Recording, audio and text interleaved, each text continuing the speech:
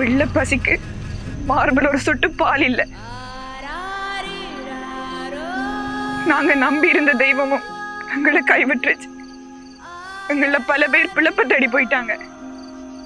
ஆனா கலையை காப்பாத்தோணும் இருந்தவங்களை மட்டும் அது கொஞ்சம் கொஞ்சமா அழிக்க ஆரம்பிச்சிருச்சு.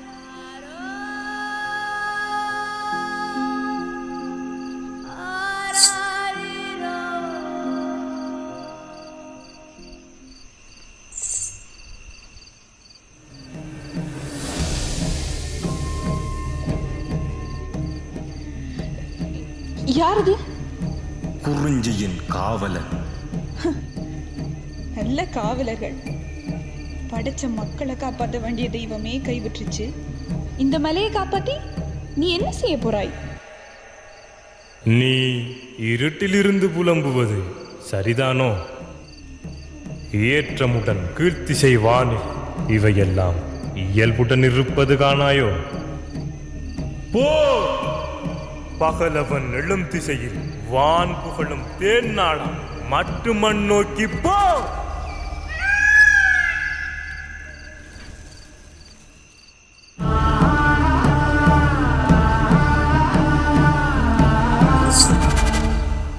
கண்ணால் காண்பாய் கலைகள் மீண்டும் புறப்பதை.